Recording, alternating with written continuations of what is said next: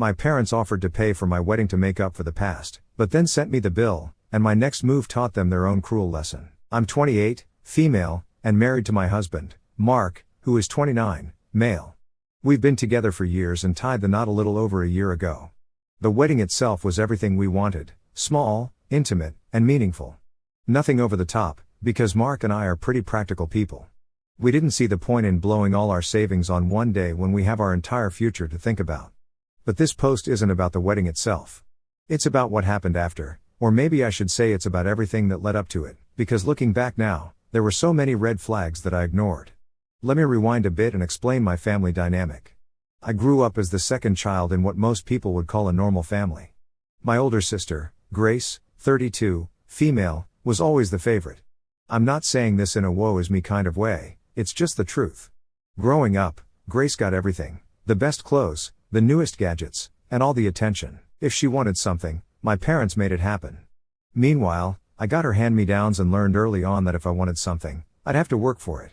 I started working part-time at 16 to buy my own clothes, save for college, and occasionally treat myself to small luxuries.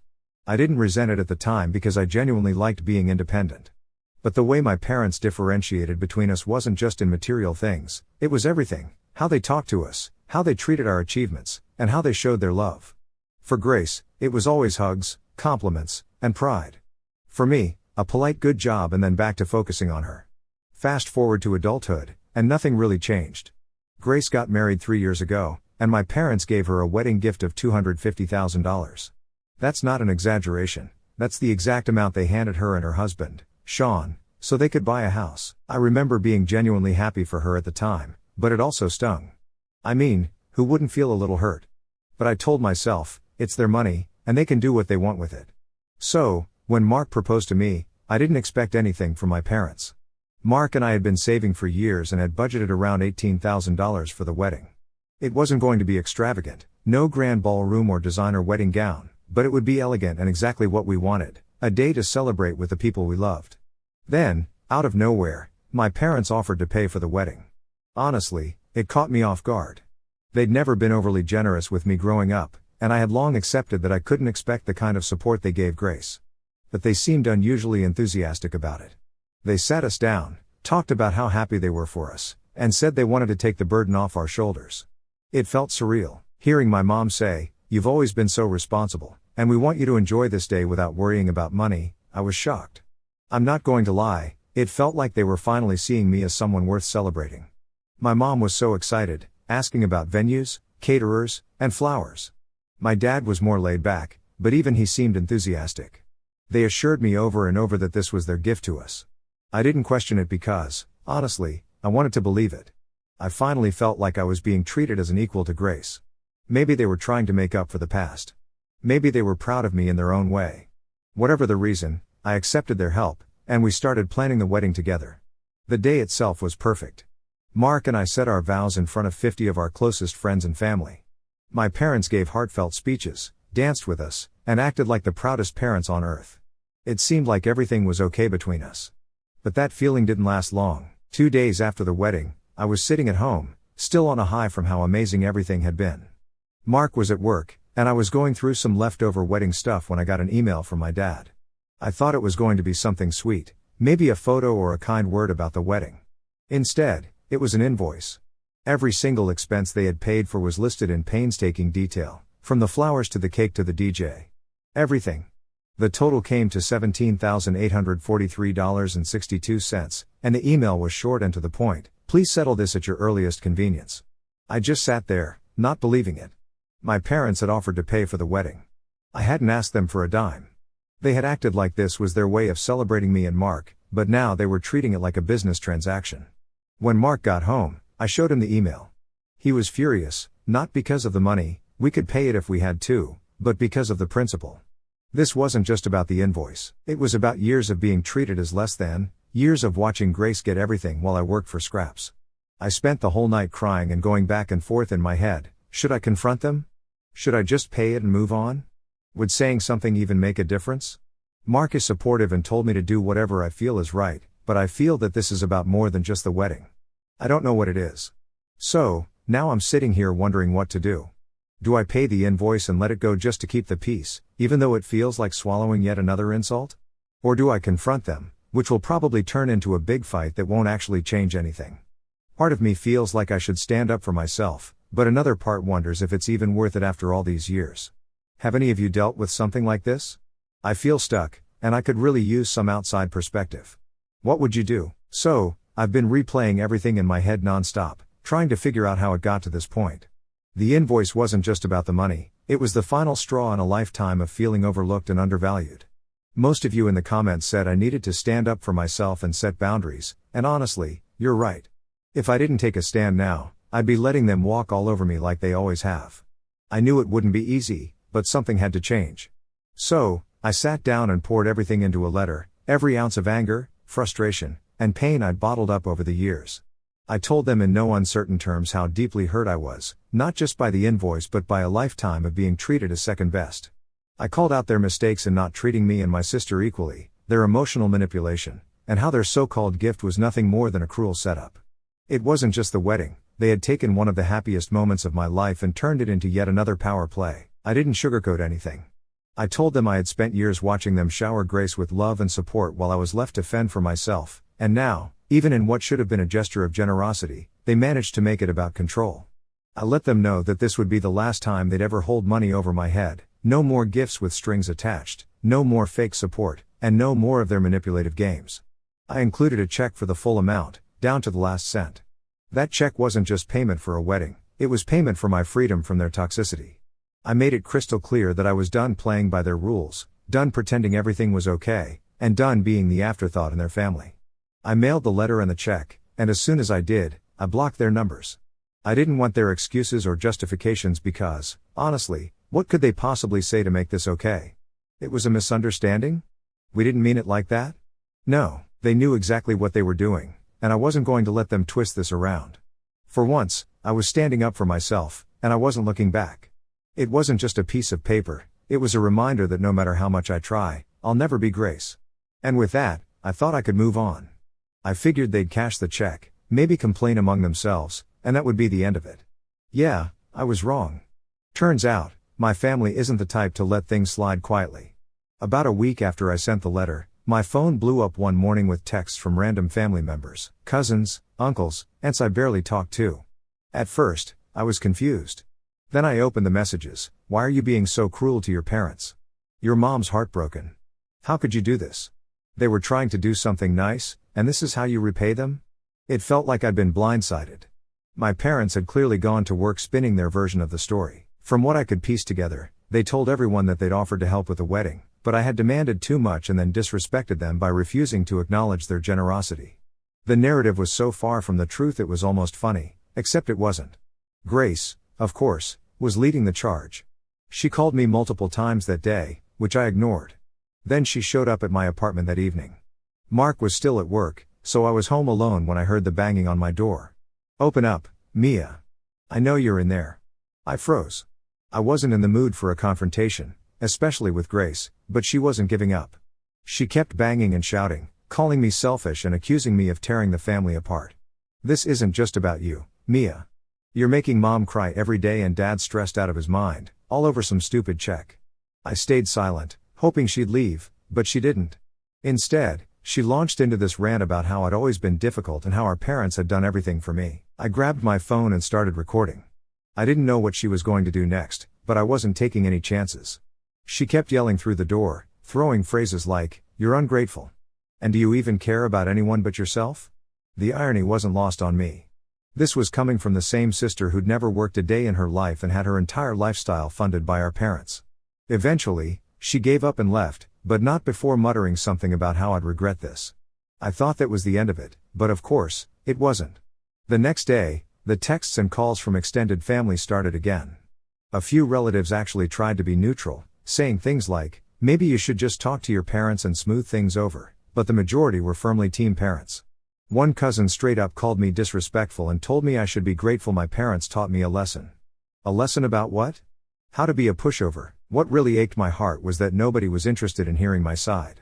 To them, my parents were these perfect, selfless people who had done nothing but shower me with love and support, and I was the brat daughter causing unnecessary drama.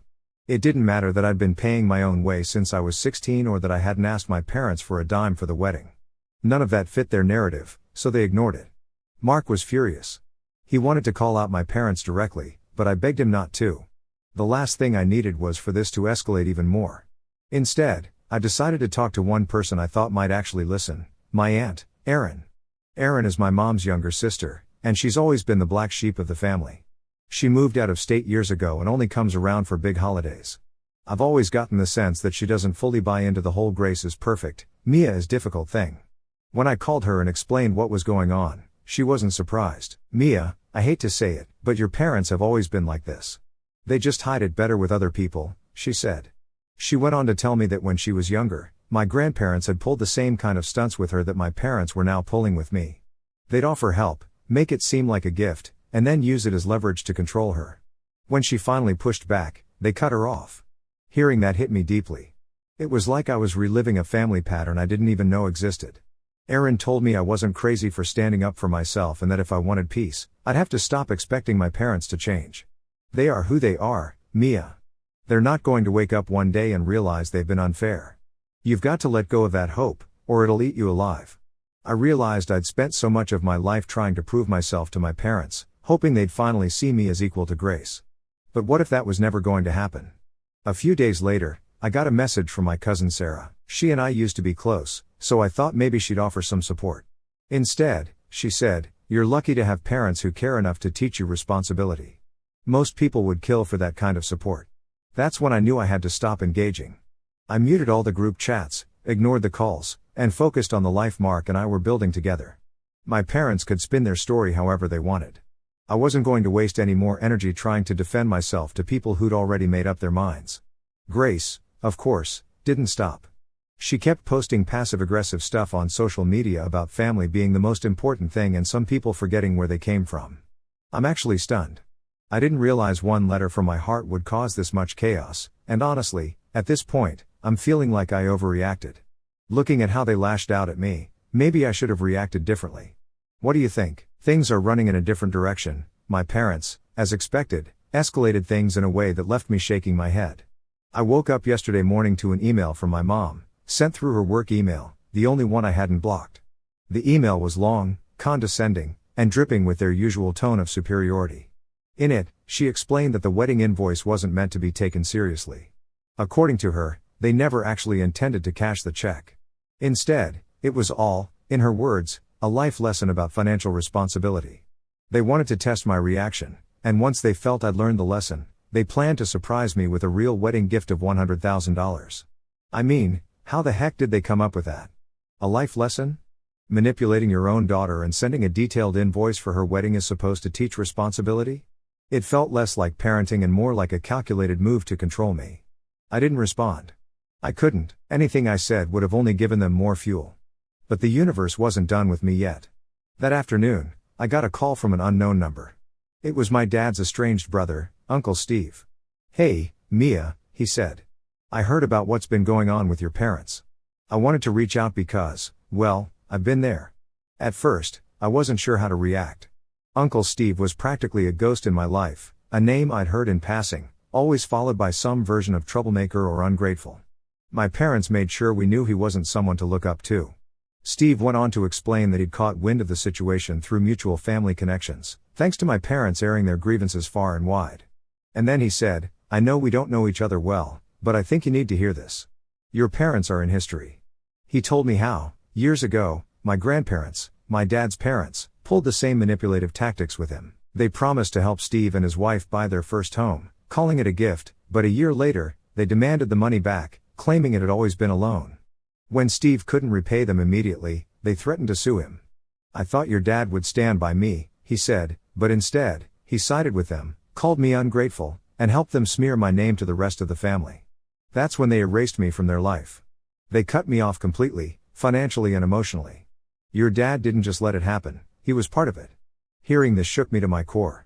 It wasn't just that my parents were being manipulative, it was a learned behavior, passed down like some twisted family tradition.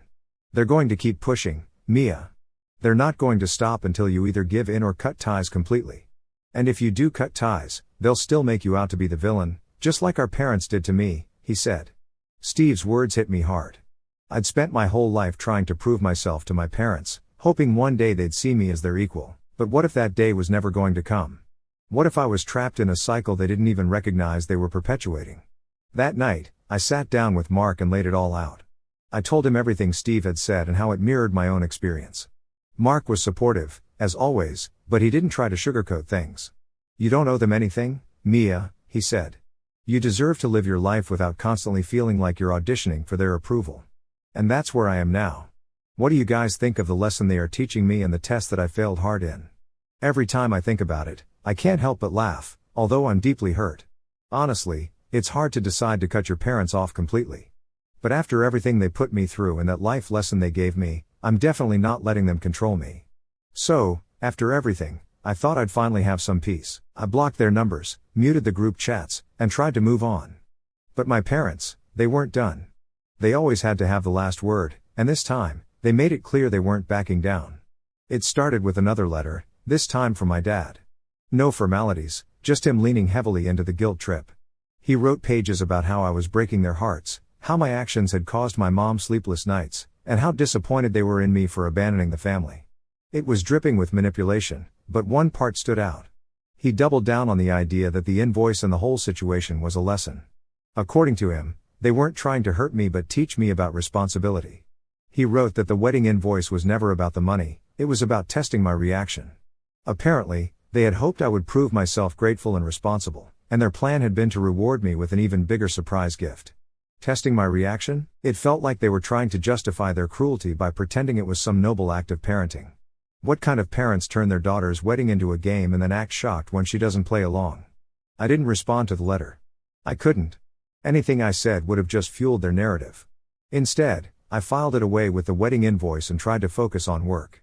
But 2 days later, they showed up at my apartment. Mark was at work again, and I was home alone when I heard the knock.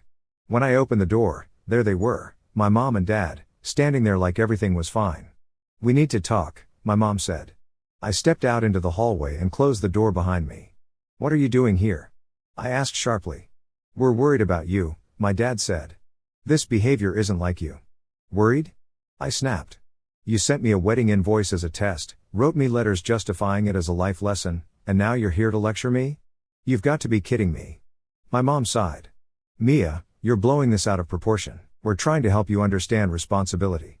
It's for your own good." I laughed bitterly. Responsibility? Where was this lesson when you handed Grace $250,000 with no strings attached? Why didn't she need to prove herself responsible? That hit a nerve. My mom's face hardened, and my dad's jaw tightened. "Grace's situation is different," my dad said defensively. "Different how?" I shot back. "Because she's your favorite? Because she does whatever you say without question?" "We don't play favorites," my mom said coldly. "Grace is just more respectful. She understands the value of family." I couldn't help but laugh again. "Respectful? She's never worked a day in her life, and you pay all her bills. Meanwhile, I've been independent since I was 16, and you're standing here lecturing me about responsibility." At that point, my dad's patience snapped. "You need to stop this attitude right now," he barked. "We've given you everything, and this is how you repay us, by humiliating us and ignoring everything we've done for you?" I took a deep breath, trying to keep my cool. "You offered to pay for my wedding. I didn't ask for it. Then you sent me an invoice to teach me a lesson. I paid it. What more do you want from me?" "We want you to acknowledge the hurt you've caused," my mom said, her voice trembling with fake emotion. "We want you to show some gratitude for everything we've done for you." "Gratitude?" I repeated, my voice rising. "For what? For treating me like an afterthought my entire life? For turning my wedding into some twisted test? You've got to be kidding me." My dad stepped closer, his tone low and threatening. "Watch your mouth, Mia. We're your parents.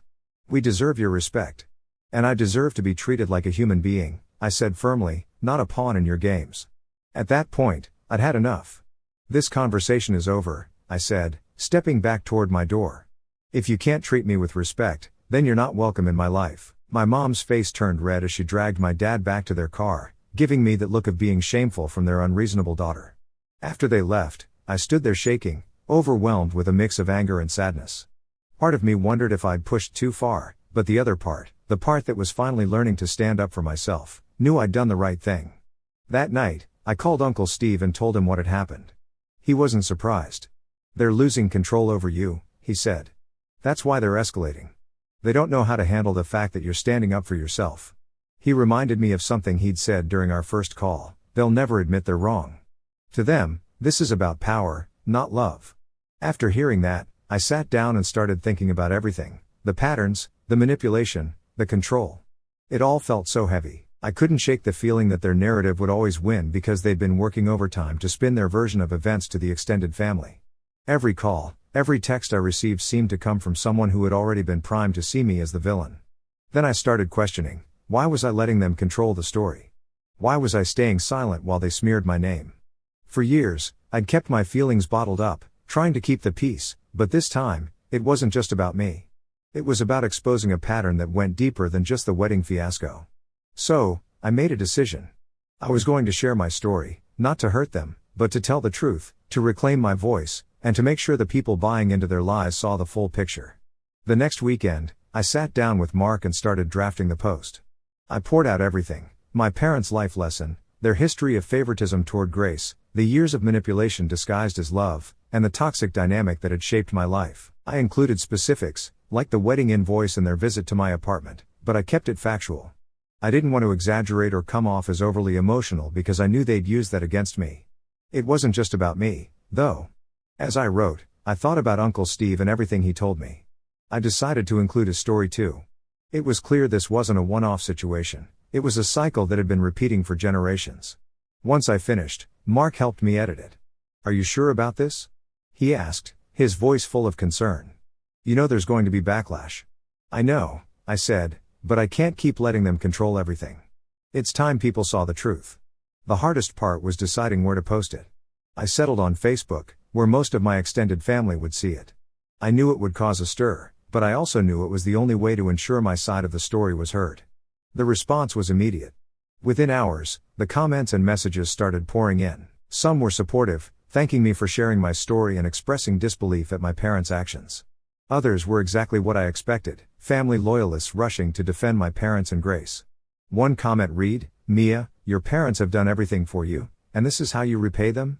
You're ungrateful and selfish." Another said, "Steve poisoned you against them. You've become just like him, trouble for the family." But there were supportive messages too. A cousin I hadn't spoken to in years messaged me privately, saying, "I always knew there was something off about how they treated you and Grace. I'm so sorry you had to go through this. You're so brave for speaking up." That evening, I got a voicemail from my dad: "Mia, I cannot believe you would stoop this low. You're airing private family matters for the world to see. This is disgusting. You've humiliated us. Do you have any idea what you've done to your mother?" It was the same guilt-tripping rhetoric I'd heard my whole life, but this time, it didn't affect me. I didn't feel the need to defend myself or justify my actions. Grace, of course, had to jump in. She made her own post, painting our parents as saints who had sacrificed everything for us and accusing me of being a spoiled brat who didn't appreciate them. She conveniently left out the part where she'd been handed $250,000 with no strings attached. Her post gained traction with her friends and family loyalists, many of whom jumped into my comments to attack me. It was messy and exhausting, but for the first time, I felt like I was standing up for myself. I don't know how you guys might react to this move, but for me, the post wasn't just about exposing the truth. It was about freeing myself from their control. It was a way of reclaiming my life and saying, "You don't get to tell my story anymore. That's it for now." So, it had been a few weeks since the public letter went live, and the fallout was still in full swing. I was holding my ground, determined not to cave to my parents' manipulations, but I wasn't prepared for what came next. One quiet Saturday afternoon, I heard a knock at my door. I wasn't expecting anyone. When I looked through the peephole, I saw my dad standing there, holding what looked like an envelope. I didn't know what to do. I thought if I opened the door, he would start a fight with me, as always. But from the look on his face, he seemed calm, almost tired. So, I finally opened the door, keeping the chain latch in place. "Mia," he said, his voice softer than I'd ever heard it, "can we talk?" I didn't move. "What do you want, Dad?" He sighed and held up the envelope. "I came to give you this. It's the check you sent for the wedding expenses. Your mom and we've been thinking about everything, and we want to give it back. We don't want the money anymore." I stared at him, stunned. For a moment, I thought he might actually be apologizing, but then I noticed the way his hands were trembling and the way he couldn't quite meet my eyes. This wasn't an act of kindness, It was another manipulation. I don't want it, I said, my voice steady. Mia, please, he said, his tone shifting to desperation. We don't want this to keep tearing the family apart.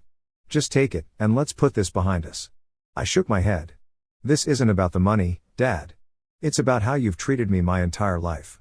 Giving me back the check doesn't erase that. His face hardened. You're being stubborn. Do you know how much this has hurt your mother? Your sister? They're devastated, Mia. I knew where this was going, and I wasn't going to let him guilt me into backing down. If you're so worried about Mom and Grace, maybe you should take a look at how your actions got us here, I said, my voice sharp. You don't get to show up here with a check and act like that fixes everything. He stood there for a long moment, his jaw tight, before shoving the envelope through the crack in the door and walking away without another word. I left the envelope where it was, refusing to even touch it. A few days later, I found out what that visit was really about through a mutual friend. I learned that Grace was struggling to get pregnant. She and her husband had been trying for over a year with no success and had just started fertility treatments. It didn't take long to connect the dots. The timing was too perfect. My parents had cashed my wedding check weeks ago, and now Grace was undergoing expensive treatments. I did some quick research on the cost of the treatment, and the cost lined up almost exactly with the amount I had sent them. They hadn't returned the money out of guilt or remorse, they'd already spent it. The news hit me hard. It wasn't just about the money. It was the way they'd always bent over backward for Grace while treating me like an afterthought. Even now, after everything that had happened, they were still prioritizing her over me. When I told Mark, he was furious. They're unbelievable, he said. They have no shame. I tried to focus on my own life, but the resentment lingered. It wasn't that I didn't want Grace to have a family, I just couldn't stomach the fact that my parents were still so deeply entrenched in their favoritism. But then, life threw me a curve I didn't see coming. A few weeks after learning about Grace's treatments, I started feeling off. I chalked it up to stress at first, but when the symptoms didn't go away, I decided to take a test, and it turns out I'm pregnant. Mark was overjoyed when I told him. We'd talked about starting a family someday, but we hadn't been actively trying yet. It felt like a gift, something pure and beautiful amidst all the chaos with my family. When word eventually got out, it didn't take long for the drama to start. Grace, predictably, wasn't happy. I heard through the family grapevine that she was devastated and thought my pregnancy was a personal attack on her. She's being so selfish, Grace reportedly said. She knows how hard this has been for me, and now she's flaunting her happiness in my face. I hadn't spoken to Grace in months, let alone flaunted anything, but that didn't matter to her. My pregnancy was yet another way I was stealing attention. My parents weren't much better. They didn't reach out to congratulate me, and from what I heard, they were still focused entirely on supporting Grace through her treatments. But for the first time in my life, I didn't care what they thought. I had Mark, I had a baby on the way, and I was determined to build a family rooted in love and respect, not manipulation and control. Thank you, guys, for sticking with me through this wild ride. Honestly, sharing all this has been both terrifying and freeing, but I'm so glad I did. For now, I'm just focused on moving forward and being the best mom to Lily.